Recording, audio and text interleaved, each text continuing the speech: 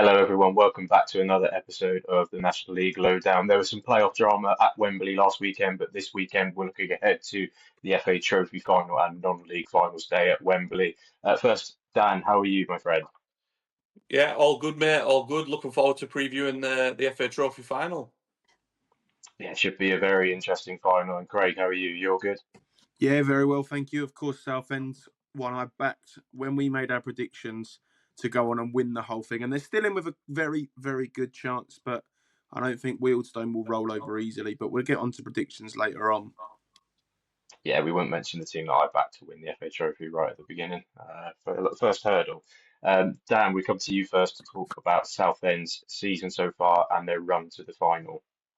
Yeah, so I've been tasked with going back through Southend season. So just obviously in the league, they finished sixth on 81 points, lost to Scunthorpe in the eliminator in the playoffs. I think probably season-wise in the league, maybe underachieved a little bit, in my opinion. They did have some standout results. They won 6-2 at Halifax, beat Rochdale 3-2, so they did get some good results. But ultimately, the games in the playoffs against Carlisle, Forest Green, Scunthorpe, teams like that probably cost them finishing a little bit higher. Their route to the final, I would say on paper looks easier than I thought it was when I look back. They beat Truro 4-0. Harry Cardwell, Jack Bridge with two, and Josh Walker with the goals in that one. They beat Bath 3-1 away from home. Gus Scott Morris, Sam Austin, and Chambers Parallon with them goals. Then they beat Chatham 1-0 away from home, which was a tough game. I remember, I think there was a late goal or a late penalty or something in that. There was definitely late drama. And no surprise again, Gus Scott Morris comes up with the goal in that one. Then in the quarter final, they won 2-1 at Horsham. And Horsham have been taking scalps throughout. So that was a big result for them. Apaya Forson and Jack Bridge with the goals in that one. And then semi-final, they beat Southport 3-1, who Southport done really well to get there themselves. Charlie Kendall with two and Jack Bridge with the goal. Some facts, just a couple of interesting ones. Jack Bridge is the top scorer for Southend in the competition with 4 goals. Again, that's just a stat that surprised me when I read it. I thought it'd have been Scott Morris or Kendall or someone like that. And Wealdstone in the final is the first National League team they've played since the first game against Truro in the last 64. So, going to be a tough test for them. But we'll come to predictions in a little while. But Southend, on paper, I would say are the stronger side. Yeah, absolutely on that one, backed by 21,000 fans, I think it is. They're taking down, so a really good support. Obviously, took a load down for the playoff final last year as well. Craig, I believe you're taking us through Wealdstone's season so far and their run to the final. Yeah, absolutely. So they finished in 15th place, but I think we were all really, really impressed with them, especially in the first half of the season, where they spent most of that time in the upper reaches of the mid-table. I'd say probably floating around 10th, 11th, possibly 12th. Second half of the season, they did regress a little bit, probably as expected. They did part company with Sam Cox on the 22nd of February, and then Gary Waddock was appointed just 5 days later on the 27th February. In their 46 games, they won 15, drew 11, and lost 20.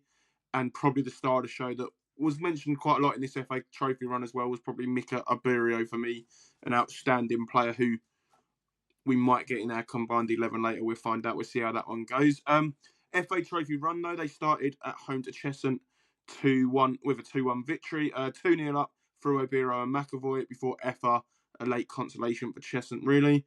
Obirio was in the score sheets again when they beat Dagenham and Redbridge 1-0 at home. So they started with 2 home ties to get into the last 16. I think the last 16 is where everyone really noticed Wealdstone, because alongside Southend, you'd have probably argued at this stage Forest Green won the favourites. And they went to Forest Green away and put on a show, really. They won 3-0, and it was a fairly routine, comfortable performance. If you could write how you'd want an away day to go, it would be this one. Boldwine scored on 22. Olamola added one on 59, and then Adarkwa added the gloss on the 95th minute. I just jumped back to that second in between the last 16 and the quarter final. That's when they changed their manager from Sam Cox to Gary Waddock. The next game was away to Kidderminster, who, of course, now are a National League side. They were in good form here, Kidderminster. It was 1-1 after normal time. Of course, in the FA Trophy, it goes straight to penalties at that stage. Adarkwa scored after 12 minutes for them, and they looked like they could be on their way. they scored 6 out of 6 penalties, with Kidderminster missing their 6th to send them to a home semi-final against Marine, again another National League North side. It was at the late show for them. Miko Abiro scored in the 94th minute to send them to Wembley. I remember it was a classic football goal, a long ball from Dante Baptiste, and he's finished it really well from outside the box. And he scored 3 goals in this spell and converted his penalty in that quarter-final as well. So for me, one to watch for them would be him, probably their star player. But yeah, one of the closest teams to Wembley in location sense, just a stone's throw away. So they'll be travelling in good numbers for this one. Yeah, stones throw away from the Stones, as See some what you people did may not there. know. See what you did there. Yeah. I've done it about 7 times this year, that one, since they've got in there. Good joke's a good joke. Don't worry about that. We'll move on now to the head-to-head between the two sides. So this is actually the 4th meeting between both these sides so far this season. First one came early on in the season. I believe it was a midweek game on the 2nd of September down in West London. Wealdstone came out on top 3-2. Enzio Baldwin gave Wealdstone the lead before Slavi Spazov equalised for Southend. And then the Darkwood got a brace, 2 goals in the space of 3 minutes before Gus Scott Morris got one back on the 84th minute. A high intensity game, this one, lots of chances. Wealdstone racked up an XG of 3.24 and Southend racked up an XG of 3.34. So an entertaining the one for the punters for this game, and I had to get the XG stats in there as the resident stat man. They faced in the FA Cup, so this isn't the first outing they've had together in a cup competition. In the 4th qualifying round, Wealdstone host Southend, and Wealdstone came out on top 1-0. Olamola got the goal in the 19th minute to seal their passage through, and they eventually were knocked out by Grimsby in the 2nd round of the FA Cup as well. So good progression for them in that competition. And then they faced each other again on the final day of the season, which felt a bit of a dead rubber for Wealdstone. Southend did come out 2-1 winners. I think Southend were playing for 6th spot at the time as well. Apaya Forson opened the scoring before Charlie Kendall got the second for Southend, and then Barrio got one back in the 38th minute for Wealdstone, and that was how it ended. So the last day of the season, bit of a whimper for Wealdstone, but I think they already had one eye on the arch at Wembley for this final, and that was a completely dominant performance by Southend. Wealdstone only racked up 0.33 XG, and Southend racked up 2.26, so a comfortable win for Southend on the final day of the season. When you look on the pitch, I think the biggest head-to-head is looking at the wing-backs for Southend. We obviously spoke about it on previous podcasts about how that's their main attacking dynamic of Scott Morris and Harry Boyce down the left and the right-hand side, and how Wealdstone will be able to nullify that threat. And then from Wealdstone's point of view, will they be able to keep Barrio quiet up top? Obviously, Craig said he's been in the goal scoring for Wealdstone so far this competition and this season, into double figures in the National League campaign as well. So it'll be really interesting to see if the Southend defence can keep him quiet, and there'll be, as there was the playoff final, a lot of space on that big pitch for those technical players in the middle of the midfield for Wealdstone, like Tshunga, like Olamola, to pick up space and thread balls through for Olamora. So an interesting game, an interesting proposition going forward. And we move on to what we have predicted as a combined 11. So Dan, I'll chuck over to you again. Yeah, so this was a combined effort from us. We all put our teams in, and we did kind of have roughly the same players. I think there was only maybe 1 or 2 positions that were up for debate really. So we've gone for, well, it depends how you look at it, but with wing backs, because both sides play that way. So we've gone for that. In goal, this was one that was up for debate, but maybe not necessarily for the right reasons. But we went with Dante Baptiste in goal. Back 3 of Harry Taylor, James Golding, and Dion Woodman. You'd be no surprise the wing backs are Gus Scott Morris and Harry Boyes. In midfield, we've got Ollie Corker, Dylan Kadji, and Nathan Shakunya. Hopefully, I've said that right. And then up front, Andy Dallas and Mika Obiero. And there was some players missed out, like Charlie Kendall and things like that. But obviously, he's been injured a lot this season and stuff. But yeah, I think that's probably about right in my opinion. I'm sure someone will tell me we're wrong in the comments, anyways. But yeah, that's our combined 11. Louis, back over to you. Yeah, I think I had Cook in mind instead of Woodman. I can't remember if you had any differences, Craig, on your combined 11. Yeah, I was debating the Taylor one because obviously he's suspended for the game, I believe, after his sending off. But I thought, no, in his qualities, he would be there. And Golding Gubbins, but I think we went with Golding, and I think that was the right decision in the end for me on that one.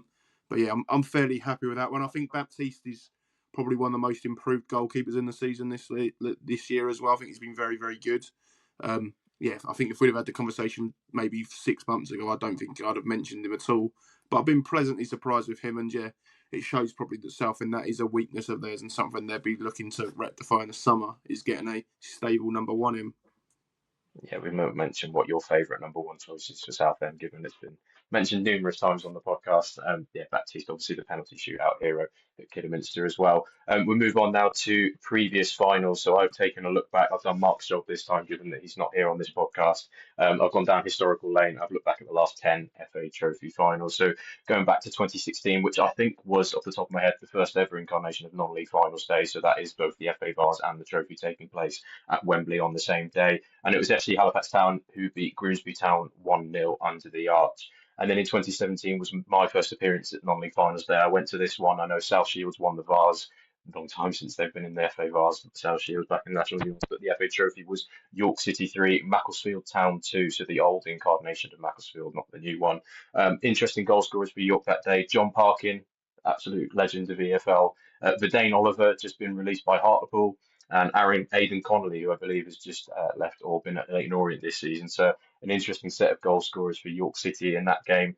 The following year, we had Brackley Town from the National League North at the time taking on Bromley, and Bromley finished 1-1 in normal time, finished 1-1 in extra time, and Brackley caused a scalp in penalties when they won 5-4 on penalties against the team higher up in the pyramid than them. Funnily enough, Chris Kavanagh was the referee that day. As Dan said off there, he may as well stayed at that level considering his referee performances recently. The following year was 2019. ASC Fylde hosted Leyton Orient under the arch. Fylde had just lost in the playoff final to Salford, but a week later they went one better and they won 1-0 against Leyton Orient, who had won the title that year as well. And I believe it was Danny Rowe with a free kick that game, top scorer in the division that season. I believe he was as well. The following year was obviously played behind closed doors. 2020, it was during the pandemic year, and it was Harrogate Town who've obviously just come back down to the National League. They beat Concord Rangers 1-0 under the arch. So a fairly comfortable win from them against a very low opposition side. A credit to Concord Rangers for getting that far. And then in 2021, it was a limited capacity due to the pandemic again, but we had Hornchurch 3, Hereford 1, two sides not in the National League. So the first incarnation of that in this 10-year history. And interesting enough, Sak Hassan was on the bench for Hornchurch that day, an unused substitute. Don't think he's going to be anywhere near the final this weekend. I think that's an easy prediction to make for the final. In 2022, we had Bromley winning the FA Trophy. They got their comeback from when they lost to Brackley. They beat Wrexham 1-0. I remember Ryan Reynolds and Rob McElhenney in the stands celebrating a goal, not realising what offside was, having taken over Wrexham just a couple of weekends before. The following year, FC Halifax Town won it again. They beat Gateshead 1-0 in 2023. In 2024, Gateshead went back to Wembley and they won it against Solihull. They drew 2-2 in normal time and they won 5-4 on penalties. Rob Elliott was in charge then, and that was 2 weeks in a row that Solihull Moors drew 2-2 at Wembley and then lost on penalties. Sorry, Callum, after they lost to Bromley in the playoff final that season as well. And then last year, Mark's favourite, Aldershot Town went and beat Spennymoor Town 3-0 under the arch in 2025. And we'll see where we get to this year because we're going to crack on with our predictions. So, Dan, I'll come to you first. How do you see this FA Trophy final going? I I think it'll be close because I think a lot of finals are close, anyways. But I just can't see past Southend. I know Wealdstone have had a good season and things like that, but I just think Southend will have too much. I want to go 2-1 Southend. Craig, I'll come back to you. How do you think this one's going to go? Yeah, I think Wealdstone maybe had the psychological advantage with the 2 wins earlier in the season, but obviously on the final day, granted both teams obviously rotated slightly, Southend did get that win, so I think that's kind of cancelled that out.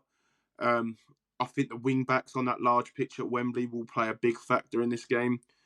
I'm going to go one more than Dan, but I think it will be 2-1 late on and then they'll grab a third when Wealdstone are pushing forward, because I think Wealdstone will go for it when they're chasing, and I think Southend will grab a third. So I'll go 3-1 Southend, but full credit to Wealdstone. It wouldn't shock me if they won. It really wouldn't. Yeah, it'd be quite an underdog story if they did win it, considering where we all had them in our predictions at the beginning of the season. I think I had them rock bottom. Yeah, it could be an interesting game. I think, as you said, I don't think the games in the season make much of an impact on the overall scoreline. It's interesting that Wealdstone haven't played for 3 weeks now, so I can't imagine what Gary Woodcock has done during this time, whether he's given them a week's holiday to go off and prepare for the game, or whether he's had them in training all that time. Obviously, Southend had the eliminator, but that was still 2.5 weeks ago as well. Yeah, I'm going with you, Greg. I think Southend do win this one fairly comfortably, 3-1. They haven't previously gone to extra time in these finals, and I think Southend will just have enough, and it could be a nice farewell tour for Kevin Mayer, who could be on the way out after this, given that they haven't really progressed in the league in terms of their playoff position. So, yeah, 3-1 Southend for me. Got Scott Morris maybe getting a goal as well, who could be on the move as well, given his impressive performances. Obviously, it's non-league finals day. We'll give a shout out to the FA Vars as well. AFC Stoneham and Cockfosters are participating in this one, which kicks off at 12:30 before the FA Trophy final at 4:30. I know neither of you know absolutely nothing about these two teams, but if you're going to pick a side, who's going to win it? Dan, I'll come to you first. Do you fancy out Cockfosters and I, AFC Stoneham? I resent that comment. I know a lot about both of these teams, right? I'll go for Cockfosters because I like the name. It's funny. At the end of the Piccadilly line, Cockfosters. Craig, how do you see it going? That's literally what I was about to say. Always a fan of the Piccadilly line, so Cockfosters all the way. I'm going to go extra time for this one. Probably goes to penalty shootout, and I'll back AFC Stoneham just to be slightly different on this one. So yeah, that wraps up our FA Trophy mini preview. Thank you very much to Dan and Craig for joining me. Good luck to both sides in the final, both the FA Vars finalists and the trophy finalists. And yeah, hopefully for an entertaining game. And we'll look forward to seeing you in the next podcast. Do like and subscribe. Do give us 5 stars on Spotify. We really appreciate all the comments, even the horrible ones, we do promise. But yeah, we'll look forward to seeing you next one. Take care.